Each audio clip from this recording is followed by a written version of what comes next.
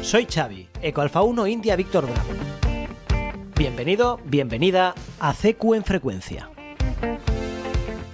Y estamos aquí un martes más en este episodio 58 de CQ en Frecuencia, un episodio que habíamos enfocado y habíamos preparado de una forma especial para hablaros de un tema especial, pero que tendrá que ser un poquito más adelante, ya que la sorpresa que se movía alrededor del mundo de la radioafición aquí en España va a tener que esperar un poquito. Es posible que cuando estéis escuchando este programa ya la conozcáis, y si no, pues seguramente ya para el próximo episodio, el episodio 59, ya seguramente podremos celebrar de una forma muy especial los 75 años de la Unión de Radioaficionados Españoles. Y esta sorpresa, que no puede ser sorpresa todavía, pues nos lleva a tener que enfocar los próximos minutos precisamente hacia estos 75 años de URE y a todo lo que va a ocurrir en especial durante este mes de abril alrededor de la Unión de Radioaficionados Españoles. Y si cualquiera de vosotros precisamente ha encendido su transceptor o se ha conectado a alguno de los receptores UPSDR o ha utilizado su receptor durante esta semana, desde ayer lunes,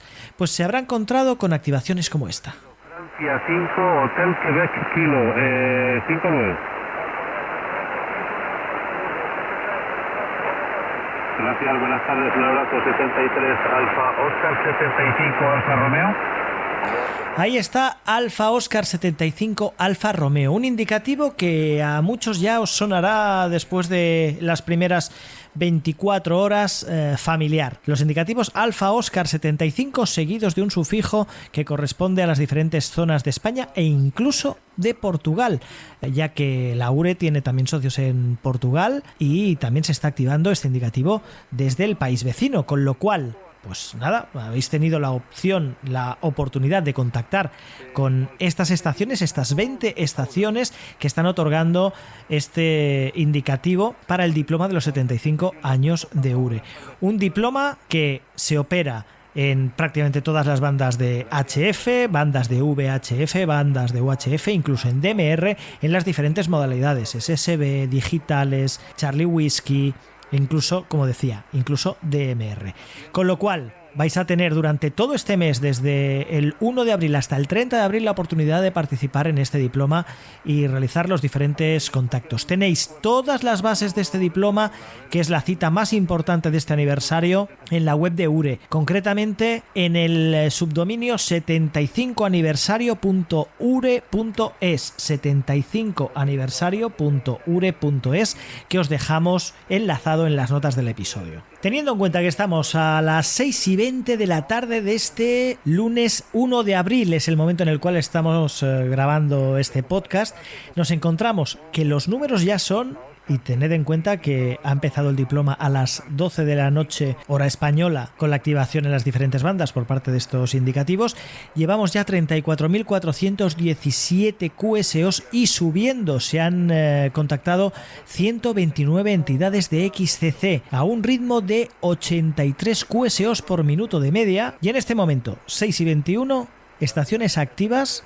Hay 110 estaciones activas en las diferentes bandas y en las diferentes modalidades. Así que tenéis una amplia oferta para poder realizar vuestros contactos. Si os parece, durante el día de hoy hemos podido grabar algunas de estas estaciones. Vamos a escuchar algunas de ellas. No son todas, no son las 20, pero al menos unas cuantas estaciones representativas de esta actividad.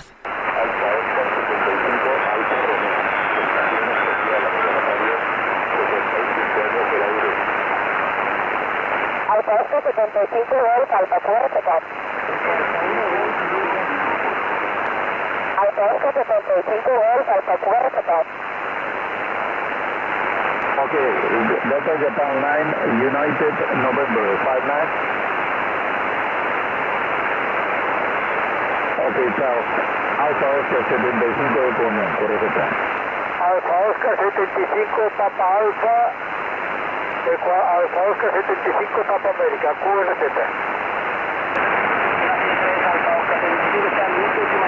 Y a 1 Bravo Charlie Kilo.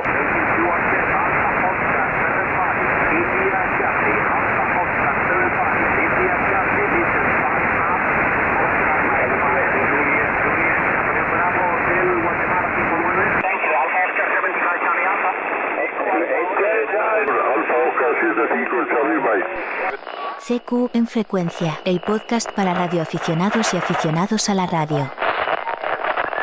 Esta semana celebramos los 75 años, el 75 aniversario de la Unión de Radioaficionados Españoles. Y precisamente si nos tenemos que retrotraer a la época de la fundación de la URE, tenemos que hacerlo remontándonos a abril de 1994 y a las páginas de la revista CQ Radio Amateur, donde Isidoro Ruiz Ramos, Eco Alfa 4 Delta Oscar, al cual muchos de vosotros conoceréis por su trabajo y su papel al frente del archivo histórico de Eco Alfa 4 Delta Oscar, que recorre y recoge y recopila documentos históricos relacionados con la radioafición en España, pues en aquellas páginas de CQ Radio Amateur de abril de 1994 y de mayo de 1994 se recogían los testimonios de algunos de los protagonistas de aquella fundación de la Unión de Radioaficionados Españoles. Y precisamente para conocer cuáles fueron los pensamientos de esos fundadores, vamos a escuchar lo que, a través de las palabras de Luis Quesada, Eco Alfa 4 Lima, Quebec, aparecía reflejado en aquellas páginas de CQ Radio Amateur. Fue intención nuestra que la nueva Asociación Española de Aficionados tuviera la tónica del momento: entusiasmo, patriotismo, superación. Y para llegar a realizarlo, creímos, llegado el momento, de formar una junta organizadora que se encargara de una manera oficial de la formación de URE y diera a todos los problemas planteados, algunos a punto de resolverse, el cauce final dentro de una organización que representara la verdadera unión de todos los aficionados españoles. En la misma Cruz Blanca, cervecería donde se reunían habitualmente, se designaron las personas que sin titubeos aceptaran la responsabilidad de los cargos para los que fueron designados. Encabezaron aquella lista con Julián Llévenes, don Santos Llévenes, don Fernando Castaño, don Joaquín Portela, don Luis García Vigueras, don Luis Andrés González, don Alfonso Rodríguez Halcón, don Braulio Novales y don Luis Quesada Ollanet, reservando por unanimidad el puesto de presidente y a petición de don Julián Llévenes para don Ángel Uriarte Rodríguez, y desde allí nos fuimos a visitarlo y a ofrecerle la presidencia. La Junta Organizadora presentó el proyecto de reglamento ante el Ministerio de la Gobernación, proponiendo entre sus fines los de carácter técnico relacionados con la investigación de radioelectricidad, comunicaciones radioeléctricas y facilitación de las comunicaciones.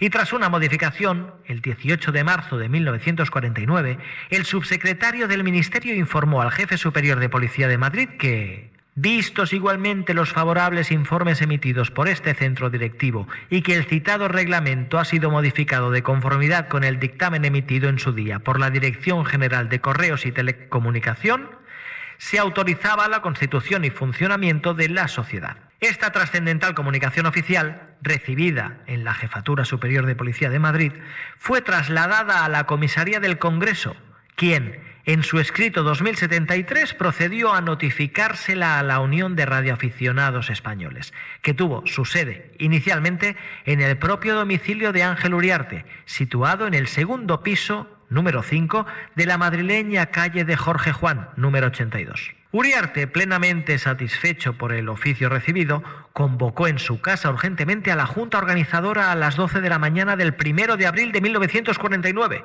hace 75 años.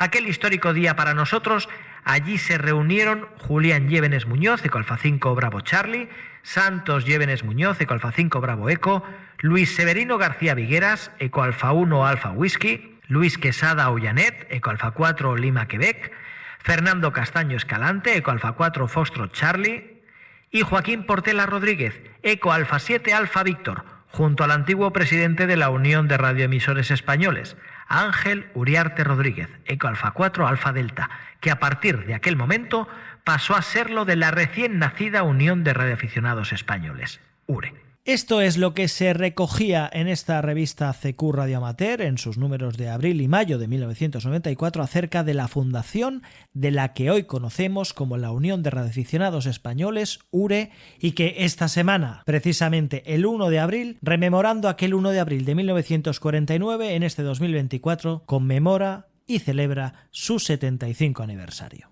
Y si hoy precisamente, hoy en día, en 2024, estamos hablando de la activación de este diploma del 75 aniversario por parte de las diferentes estaciones en bandas de HF como 160 metros, 80 metros, 60, 40, 30, 20, 17, 15, 12 y 10 metros en los diferentes modos, y también en las bandas de V y UHF, en Digital Voice y también en satélites, en aquel 1949 la realidad en los inicios de URE era muy diferente, ya que solamente se tenía acceso, según se desprende de la documentación, a 4 bandas. Y es que la situación de clandestinidad llegaba a su fin el 1 de mayo de 1949, cuando apareció en el Boletín Oficial del Estado, en el número 121, la reglamentación para el establecimiento y régimen de estaciones radioeléctricas, que por lo que parece y por lo que tengo entendido, se basaba en la ley con fecha 14 de junio de 1924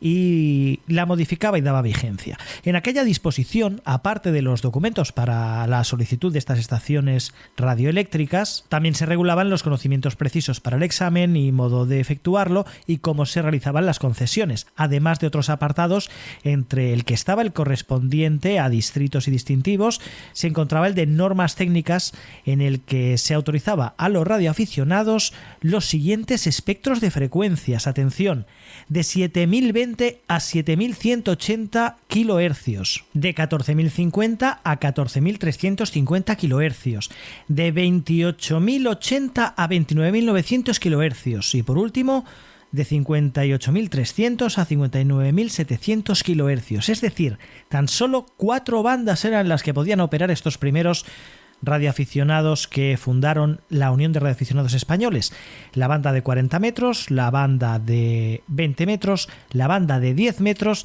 y la banda cercana a los 6 metros, de 58.300 a 59.700. Fijaros cómo han cambiado las cosas desde aquellas 4 bandas originales en 1949 hasta la multitud de bandas con las cuales contamos hoy en día. Y todo eso gracias a toda la radioafición de España y también a la figura de la Unión de Radioaficionados Españoles, que durante todos estos años, entre otras cosas, ha sido la representativa de los radioaficionados, especialmente frente a la administración, permitiendo que se vayan ampliando y se vayan dotando de nuevas bandas al uso de la radioafición. Y desde aquel primer presidente, Ángel Uriarte Rodríguez, Ecoalfa 4 Alfa Delta, en 1949, hasta nuestros días, 2024, y la persona que ostenta la representatividad todavía de la Unión de Radioaficionados Españoles, Pedro Fernández. Pedro Fernández, Ecoalfa 1, Yankee Oscar, muy buenas. Hola, buenas tardes, Xavi, ¿qué tal? Presidente de la Unión de Radioaficionados Españoles, que este año cumple su 75 aniversario, y queremos comentar con Pedro precisamente los actos que un poco pues van a orbitar alrededor de estos 75 años de URE. Para empezar, hoy es martes 2 de abril y desde ayer tenemos en el aire el diploma del 75 aniversario, ¿verdad, Pedro? Sí, efectivamente, pues 75 aniversario, 75 años cumple la asociación. Bueno, hemos cumplido ayer lunes, ayer estuve en Madrid por la mañana, recibiendo a 2 fundadores que nos quedan 4, dos en Madrid, recibiendo a los 2 fundadores que tenemos en Madrid, y les hicimos entrega de una placa conmemorativa del aniversario, y nos queda otro socio fundador en Cantabria, y a uno de Italia, Ontario, al que veré en estos días, y otro más en Salamanca, que no recuerdo ahora el indicativo. Un homenaje a ellos porque ellos fueron los que pusieron las bases para, después de 75 años, estar donde estamos, ¿no? Y dentro de esos actos, como bien dices, el 75 aniversario, pues la URE no podía faltar un evento de radio, porque nosotros somos radioaficionados y hacemos radio, el presidente incluido, ¿no? Y ya está en el aire, 20 estaciones especiales, porque se nos ha sumado, tenemos socios en Portugal, sí. varios socios en Portugal, y pues también querían unirse a la fiesta, y digo, pues ¿por qué no? Ellos han pedido un indicativo en Portugal para celebrar también el 75 aniversario de la URE, Charlie Quebec 75 URE, y nosotros pues hemos pedido un indicativo especial con la nomenclatura de las distintas comunidades autónomas. Sí, es Alfa Oscar 75 Google, perdón, Golf Charlie Alfa, Golf Alfa, por ejemplo, Alfa Radio Aragón, correcto. AN Andalucía, bueno, Ceuta y Melilla hemos hecho solo uno, un distintivo, y en Canarias también hemos hecho solo un distintivo. Entonces, pues nada, estamos ya, de hecho, más de 300 operadores repartidos por toda la península y por las islas y los territorios de Ceuta y Melilla, de las ciudades autónomas. Y la principal característica de este evento nuestro es que, como no puede ser de otra manera, ha de ser como mínimo igual o mejor que los últimos que realizamos en el 70 aniversario, donde marcamos un hito mundial con más de 1.200.000 QSOs, que fue la envidia de todo el mundo. Por eso todo el mundo nos mira estos días. De hecho, los días previos todo el mundo nos preguntaba ¿qué vais a hacer? ¿Qué vais a hacer?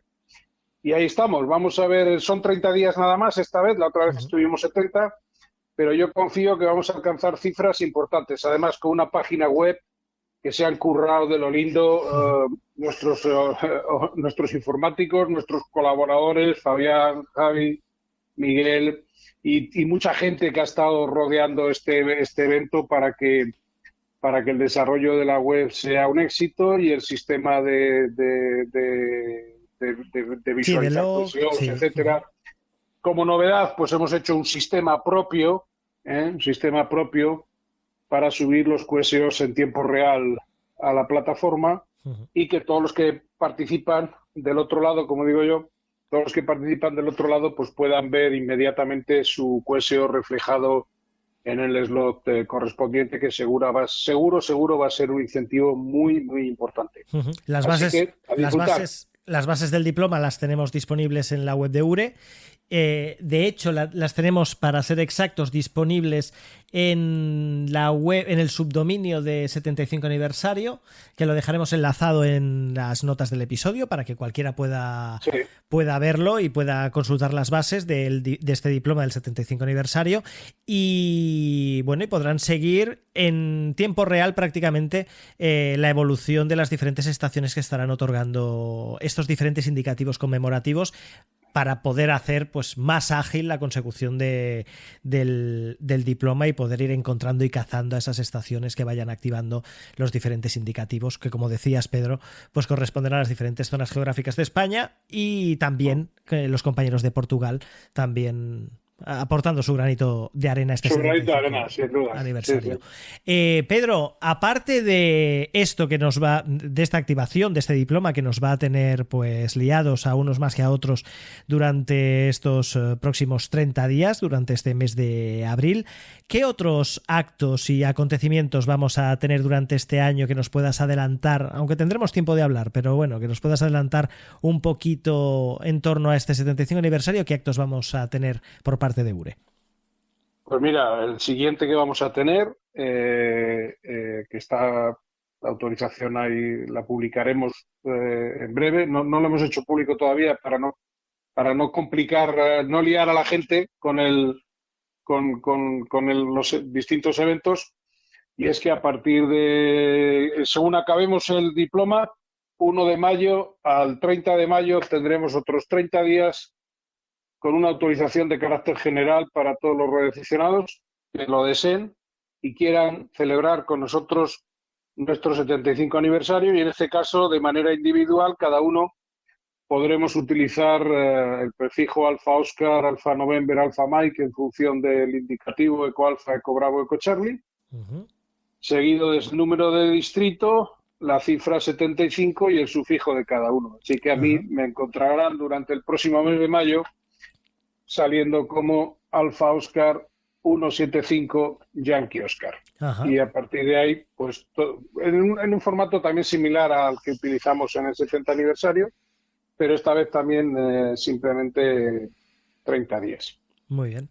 Pues vamos a tener casi hasta la entrada del verano sin parar de hacer radio. Por un lado, cazando esos indicativos especiales y luego operando y teniendo la posibilidad de sumarnos al 75 aniversario de URE activando pues estos indicativos individuales. Inédito, un prefijo, un distintivo especial inédito. Y en este caso, sin necesidad de solicitarlo, sino que simplemente cualquier radioaficionado EcoAlfa podrá usarlo, si así lo desea, esta posibilidad. Y espero que sea seguro, van a ser muchos también. Así que esto es lo que hacemos los radioaficionados, radio. Sí. Y en la URE lo que hacemos es propiciar la radio, ¿no? Pedro, como siempre, un placer contar contigo aquí en CQ Infrecuencia y nada, seguiremos atentos a los actos del 75 aniversario y cualquier novedad que haya, pues habrá que ponerse en contacto con URE, con la Unión de Radioaficionados Españoles, para que nos amplíe esa información y sobre todo, pues muchas felicidades.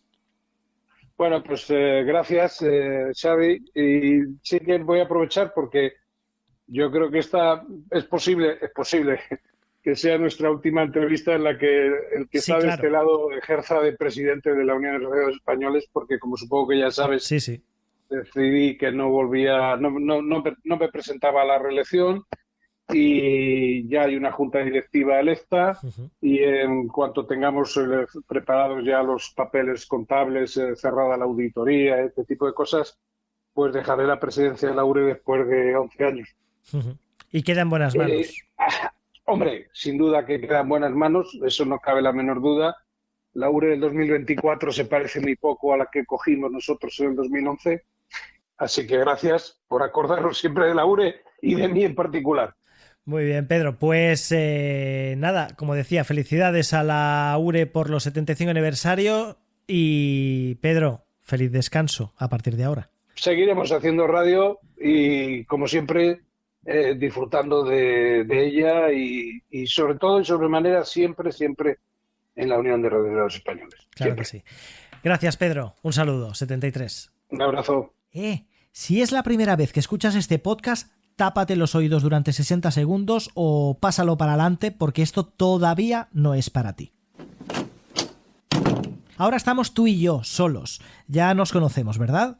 ¿Has disfrutado de estos episodios y sigues haciéndolo semana tras semana, martes a martes, viernes a viernes? Pues creo que ha llegado el momento de poner de tu parte. Tienes que apoyar a este podcast suscribiéndote a través de nuestra página web cqenfrecuencia.com/apoyar desde 1,99 € para que podamos seguir trayendo estos contenidos, los episodios de los martes, el resto de iniciativas, concursos, etc. Y es que el tiempo, la dedicación y la pasión, como la valentía en el ejército, se da por descontado. Pero hay otros aspectos como hosting, alojamiento, planes de las diferentes plataformas de podcasting, herramientas, materiales, etcétera, que suponen un esfuerzo añadido por mi parte. Y es en este aspecto en el que os pido que deis un paso al frente. Si disfrutas cada semana de estos contenidos, 1,99 € al mes no te supone absolutamente nada, pero estarás demostrando tu apoyo y estarás colaborando para que todos estos contenidos puedan seguir llegando a tus oídos semana tras semana. Venga, ya está, ya se lo he dicho. Seguimos. Venga, y seguimos adelante. Hemos hablado de este 75 aniversario de la Unión de Radioaficionados Españoles y vamos a seguir hablando de un tema que nos quedó pendiente hace un par de episodios. Hablábamos de la RF y la salud, de la radiofrecuencia y la salud, y de cómo podía o no la radiofrecuencia afectar a la salud.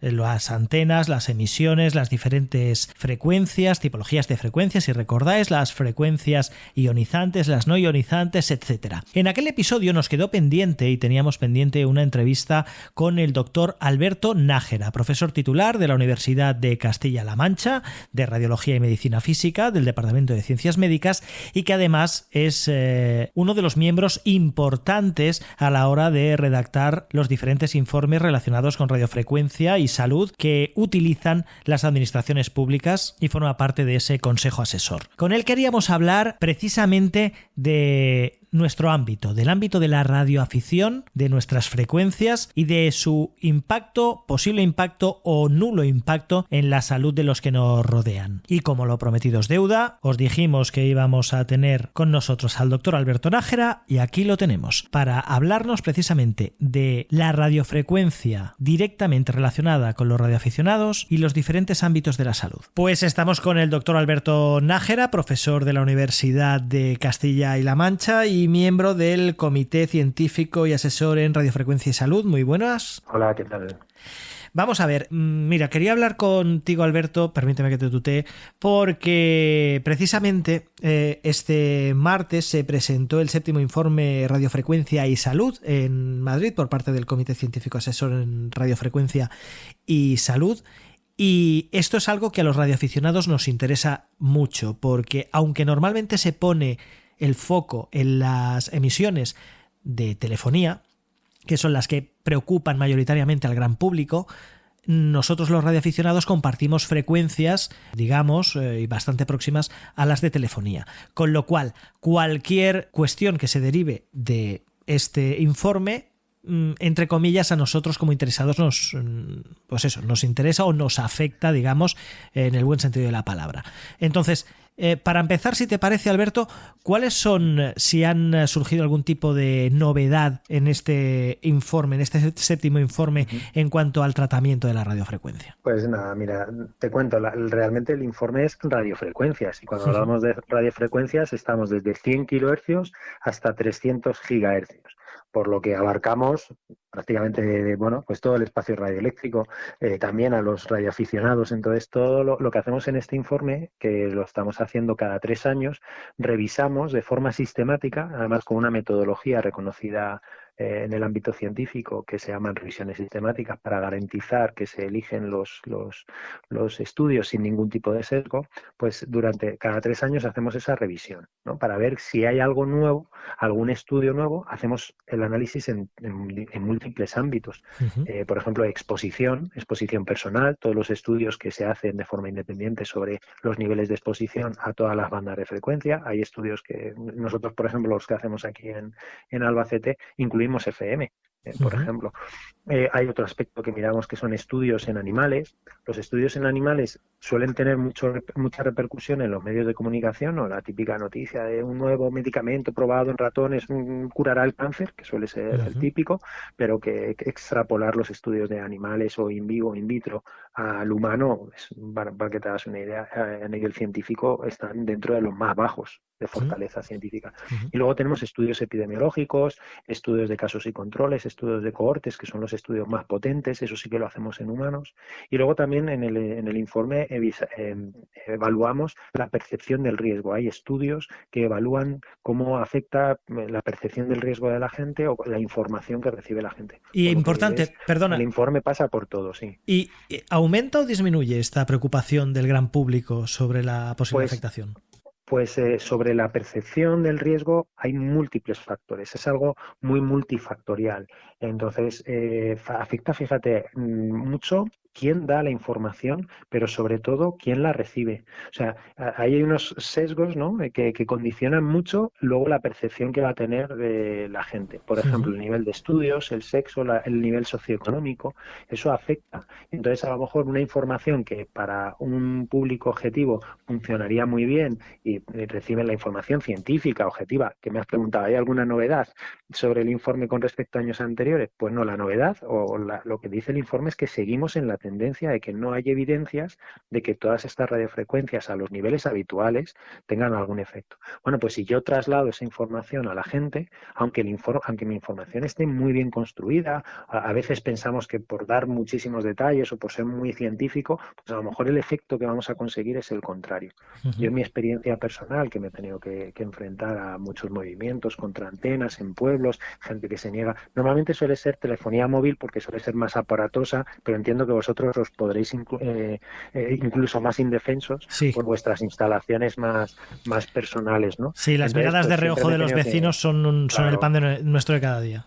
Claro, entonces yo he ido alguna vez, pues me daban ayuntamientos, intento transmitir la información. Lo que he aprendido, que cuanto más empatía y cuanto más cercanía transmitas al problema que esta gente tiene, pues mejor se acepta. Siempre hay un grupo de personas que han leído en Internet que esto da cáncer y a eso no los vas a convencer de que son mentiras. Claro, Pero ahí bueno, hablabas de los sesgos. Hablabas de los sesgos y aquí ya existe el sesgo de confirmación, que ese no existen estudios que confirmen o que claro, hay el sesgo de confirmación. Que es inocuo. Claro, o sea, ya lo tenemos. En ciencia nosotros no podemos demostrar que algo es inocuo. Dice, no, tienes que demostrar que algo es inocuo. No, en ciencia es imposible demostrar. Claro. Yo te puedo decir, demuéstrame que el aire es inocuo. Yo te puedo demostrar si el aire es perjudicial, pero inocuo, ¿cómo se puede demostrar eso? Cuando no es perjudicial, no funciona así la ciencia. Y la ciencia, para ser científico, hay que darle mucho al coco, ¿no? Entonces, la historia es que ese sesgo de confirmación muchas veces en este tipo de personas supone que han leído mucho en Internet, en fuentes no fiables, gente que les calienta muchísimo la cabeza, gente con conflictos de interés, por ejemplo, empresas que se dedican a medir, personas que se dedican a medir, a vender sistemas de protección, que al final les están estafando porque venden unos medidores y unos sistemas de protección que no tienen ningún sentido, pegatinas de papel y cosas así. Entonces, claro, ellos han leído y han visto toda esa información, la tienen metida en el tuétano y es muy difícil. Cualquier cosa que tú les digas es muy difícil contrarrestar. Esto con las antivacunas o los tierraplanistas está muy estudiado y es imposible. Pero la gente normal que tiene un sentido común, y esa es mi experiencia, cuando voy a una charla, a lo mejor hay 50 personas, a los 2 o 3 que vienen convencidos de que esto es malísimo, no los vas a convencer, pero a los otros 47 tú les das la información de forma objetiva, como es el informe. Mira, esto lo hemos hecho un equipo de científicos independientes, hay médicos, hay físicos, hay abogados, hay ingenieros. Dices, todo sea esto de forma independiente, hacemos el informe, revisamos toda la evidencia, 220 artículos científicos que se han revisado y llegamos a la conclusión esta. Y hay gente que te dice, bueno, pues ya está, yo me fío de la gente. Está el Colegio Oficial de Ingenieros de Telecomunicaciones, que siempre dice, no, es que son parte, ¿no? Y que entonces estos están interesados, pero es que no se da cuenta la gente que los colegios oficiales son los principales interesados de que las cosas se hagan bien, porque son ellos los que deben dar la cara ante la sociedad y ante sus colegiados. Es como un colegio de médicos. ¿Quién es el principal interesado de que un médico no dé pseudoterapia? El propio colegio de médicos, que está avalando a ese médico. Entonces, si a un médico le pillan haciendo una mala praxis, el colegio de médicos lo puede sancionar. Pues los colegios de ingenieros, los colegios profesionales están para velar por esa seguridad. Por eso son los principales interesados de que esto siga funcionando bien y que haya evidencias de que no hay ningún tipo de relación. Claro. Alberto, vamos a centrar un poco el tiro en el tema de la radiofrecuencia con la que nosotros solemos trabajar los radioaficionados, que son esas frecuencias, tanto por un lado las frecuencias de HF más o menos entre los 3 y los 30 MHz, y las frecuencias de V y UHF y algo de microondas, serían las secciones de 144, 440 más o menos por redondear, y 1200 MHz. En principio son, como habíamos comentado el pasado martes, son emisiones no ionizantes, con lo cual no deberíamos tener ningún tipo de problema con ellas. A ver, yo siempre digo que aquí hay varias variables. Seguro que quien nos está escuchando en este ámbito conoce. A ver, el ejemplo que pongo siempre es un microondas, un horno microondas de los que tenemos todos en casa, tiene una ruedecita que tiene la posición de descongelar, que a veces son 100 vatios, de 600 vatios, o de 300, 600, 800, ¿no? Que suele ser el máximo. Correcto. ¿Dónde lo tiene todo el mundo puesto? En 800 vatios. ¿Por qué? Porque si quieres calentar la leche en un minuto, lo tienes que poner al máximo. Y si lo pones al mínimo en descongelar, teniendo en cuenta las distancias en una cajita de microondas, 100 vatios ahí concentrados, y no consigues calentar la leche no en un minuto, ni en 2, ni en 3, a veces en 10 o 15 o 20 minutos. Entonces es muy importante la intensidad a la que estamos trabajando.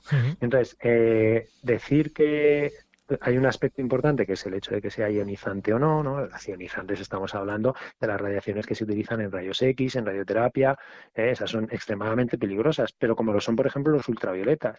Y aquí yo siempre digo también, como lo es la luz visible. Correcto. La luz visible es tremendamente peligrosa, es mucho más energética que las radiaciones que se están utilizando en telecomunicaciones, en radiofrecuencia.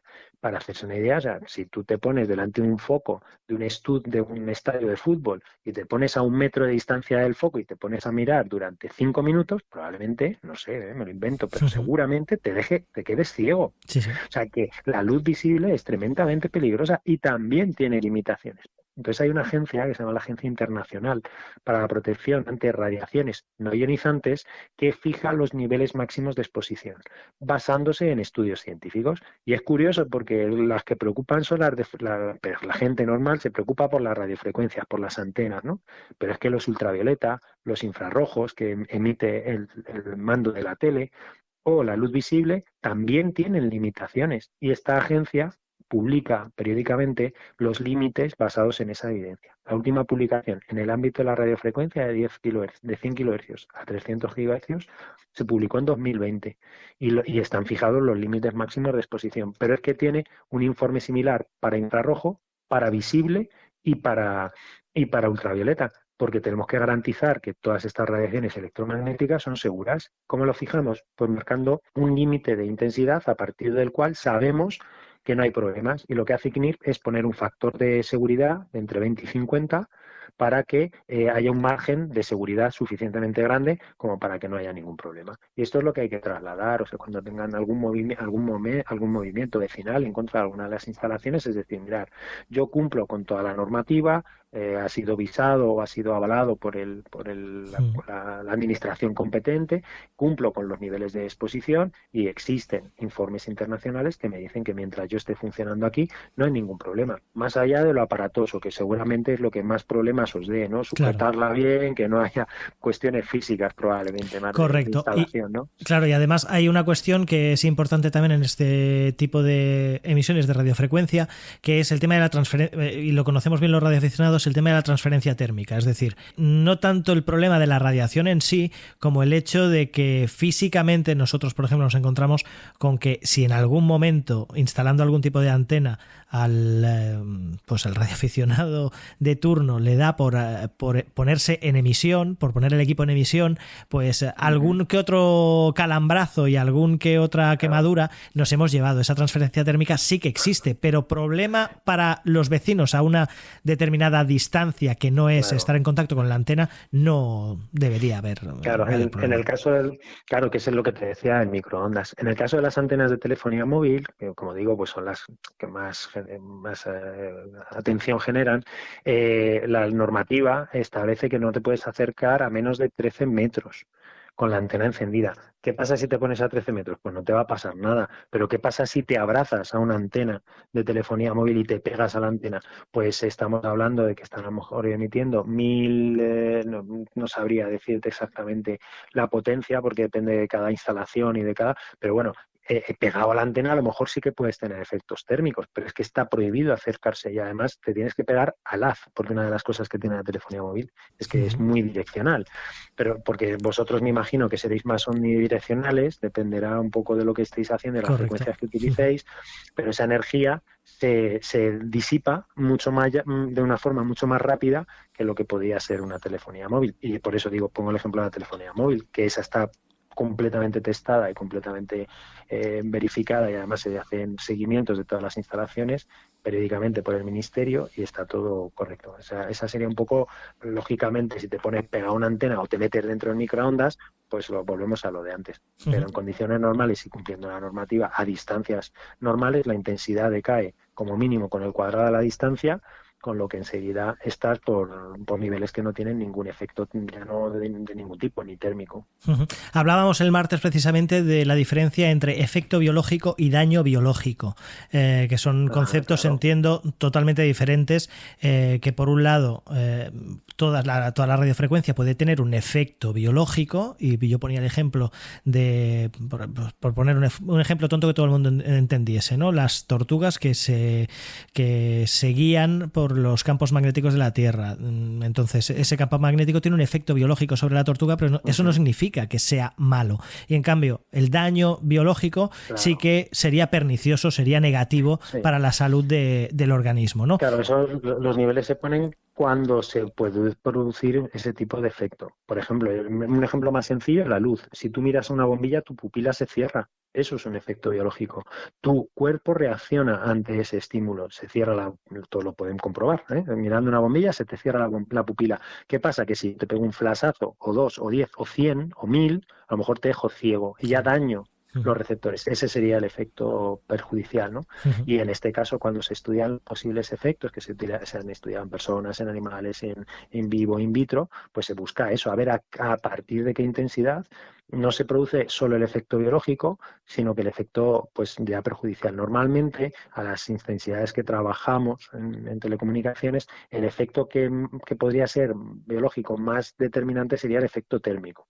Hay otros efectos que pueden ocurrir a nivel biológico, pero se describen o se reproducen en laboratorio. Pero claro, es que no es lo mismo irradiar sobre una placa de Petri un cultivo de células que no tienen ni piel ni nada y pongo la antena pegado para ver qué produzco.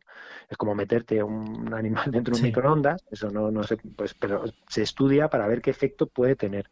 Pero en condiciones in vivo, que decimos, o en condiciones habituales, estudios epidemiológicos, pues los niveles son tan bajos que es que prácticamente no atraviesan ni la piel. O sea, que no hay ningún efecto destacable. Bien, Alberto, para terminar, hemos oído hablar bastante de la hipersensibilidad a la radiofrecuencia. Electromagnética. Electromagnética, correcto. De esta hipersensibilidad, ¿qué podemos decir? ¿Hay algún tipo de fundamento? ¿No lo hay? Pues mira, es un tema muy sensible, se me ha dado la redundancia, ¿no? Porque es un conjunto de síntomas que ciertas personas dicen padecer e incluso se pueden llegar a manifestar. O sea, me dicen, no, es que a mí me produce una irritación en la piel. Y tú miras la piel y esta gente tiene la piel irritada. Bueno, por poner un ejemplo, hay otros. Lo normal suelen ser dolores inespecíficos, o sea, que son difícilmente objetivizables, dolores de cabeza, incapacidad para concentrarse, cosas así, taquicardias, esas se pueden medir, dificultades para conciliar el sueño, descanso, todas estas normalmente es un conjunto de síntomas inespecíficos que esta gente atribuye a la exposición de radiofrecuencias, y esa es la clave. Esos síntomas existen y se pueden medir. Lo que no es correcto es atribuirlos a la exposición de radiofrecuencia. ¿A qué se atribuye entonces? Pues no se sabe por qué esta gente tiene estos síntomas. La hipótesis más plausible y que demuestran mayor número de estudios es que sea un efecto nocebo. El efecto placebo es que nosotros tomamos una pastilla pensando que nos va a curar y nos cura. El efecto nocebo sería al contrario. Yo veo una antena, una instalación radioeléctrica, pienso que me va a hacer un daño y entonces empiezo a sentir ese daño. Entonces, esta es la hipótesis más plausible. Por eso la OMS no reconoce la hipersensibilidad electromagnética como los pacientes quieren que se reconozca, que es que está producida por las radiaciones, porque no hay evidencia de que esto sea así. Cuando esta gente se han hecho estudios a doble ciego, condiciones controladas, y los ponemos en un laboratorio sin que ellos sepan si hay radiación o no son capaces de detectar la radiación ni de reproducir de forma coherente esos síntomas. Por tanto, parece muy improbable que sea la radiación electromagnética. ¿Qué puede ser? Pues puede ser, como digo, pura sugestión. Además, hay un perfil también de personas que suelen tener este tipo de síntomas, ¿no? Y que, bueno, pues ellos han achacado a las radiofrecuencias, pero la clave aquí es, si tú fueras sensible a... Tú imagínate que eres alérgico a algo, cuando te lo comes te pones malo. En cambio, aquí, cuando ponemos a esta gente en condiciones controladas de laboratorio a la radiofrecuencia, pues no se ponen malos. O se ponen cuando a lo mejor la antena está apagada, está encendida. O sea, hay una aleatoriedad, ni siquiera hay una correlación, ¿no? Entonces, esta es la clave.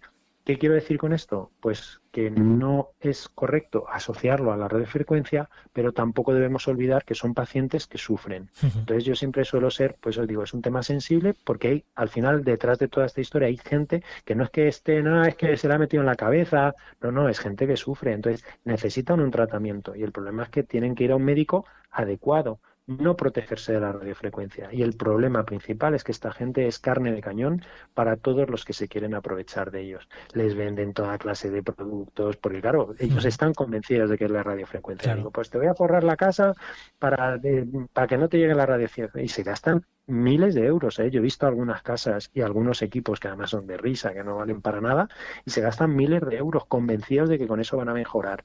Y claro, dices, pues es innecesario. En muchos casos son inútiles, pero de todas maneras es innecesario.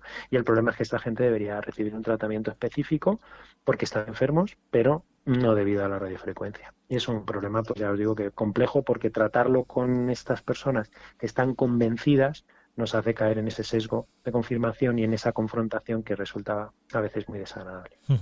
Pues doctor Alberto Nájera, profesor de la Universidad de Castilla-La Mancha, Radiología y Medicina Física del Departamento de Ciencias Médicas, muchas gracias por atender pues la llamada de CQ en Frecuencia para informarnos y dejarnos tan claro y de una forma tan meridiana los posibles efectos o, digámoslo así, estos ya lo hemos dicho, pero el efecto biológico que puede tener la radiofrecuencia sobre los organismos, que está bastante alejado de lo que sería un daño biológico que deberíamos atribuir a otro tipo de radiaciones, que las cuales, al menos a día de hoy, son las que debemos protegernos, sobre todo en todas nuestras actividades. Doctor Alberto Nájera, muchas gracias. Nada, muchas gracias a ti. Un saludo. Y ya llegamos al final de este episodio 58 de CQ en Frecuencia, pero antes de irnos recordaros varias cosas. En primer lugar, que tenéis activo nuestro concurso, un concurso en el que podéis ganar un walkie Vivanda Polmar DB10 MK2, como siempre os decimos, con 10 vatios de potencia. Sí. El otro día estoy viendo algún Baofeng que publicita 18 vatios de potencia. Pero bueno, este Polmar tiene 10. Ya son más de los 4 o 5 habituales en los walkies Vivanda, con lo cual vais a poder llegar a vuestros corresponsales de una forma mucho más cómoda que con esos 4 o 5 vatios habituales. Además de poder pinchar repes más lejanos, etcétera, etcétera. Bien, si queréis ganar este walkie Polmar DB10 MK2, tenéis que responder a las diferentes preguntas que os planteamos al final de cada uno de nuestros episodios. Ya desde el episodio 55 ya hemos planteado 3 preguntas. En el episodio 55 la pregunta que os hacemos es: ¿cuál es el nombre del colegio desde el que se ha realizado la actividad de Eco Alfa 4 Romeo Charlie Uniform? En cuanto al episodio 56, la pregunta planteada es: ¿qué 2 tipos de emisiones existen teniendo en cuenta su efecto sobre los organismos vivos? Que, por cierto, esta pregunta, si habéis escuchado la entrevista con Alberto Nájera, pues la tenéis doblemente respondida. En el episodio 57, el de la semana pasada, os preguntábamos ¿cuál es el indicativo del activador del SOTA que escuchamos al inicio del programa? Ojo, activador, no corresponsal. Y en este episodio 58 encontraréis la pregunta sobre el contenido de este episodio en cqenfrecuencia.com/concurso. Podéis acceder directamente a esta URL o bien entráis en cqenfrecuencia.com y en el menú superior encontraréis la pestaña de concurso, donde encontraréis toda la información de este concurso. Nos queda este episodio y el siguiente, y el episodio 59, donde habrá preguntas. Serán 5 preguntas. A partir del final del episodio de la próxima semana encontraréis el formulario para responderlas.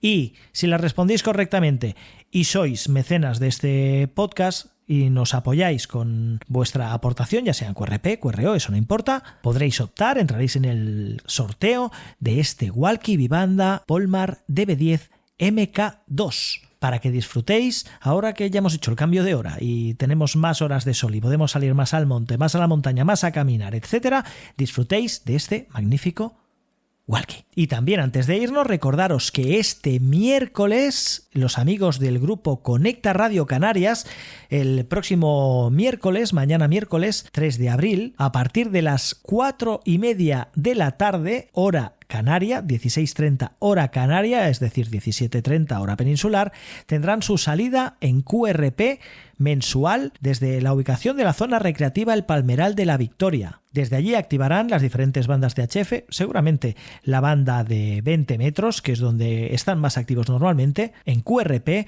para que cualquier corresponsal, tanto de la península como de Canarias o como de cualquier parte del mundo que sea capaz de escuchar su activación en QRP el próximo miércoles 3 de abril a las 4:30 de la tarde, 5:30 hora peninsular, pueda hacer el contacto con ellos. Ahí estará Carmelo, Eco Alfa 8, Charlie Alfa Zulu, con todos sus compañeros del grupo Conecta Radio Canarias. Y nada más, volvemos la próxima semana. Recordad que podéis estar informados de toda la actualidad del podcast a través tanto de cecoenfrecuencia.com como de nuestro canal de Telegram. Vais a Telegram y buscáis Ceco en Frecuencia, encontraréis nuestro canal, os unís y estaréis informados puntualmente de toda la actualidad de este podcast. Este podcast que está dedicado a los aficionados a la radio y a la radioafición. Así que, uniendo el mensaje que siempre os decía los viernes y que ahora paso a deciros todos los martes, disfrutad de la semana y sobre todo haced muy buena radio.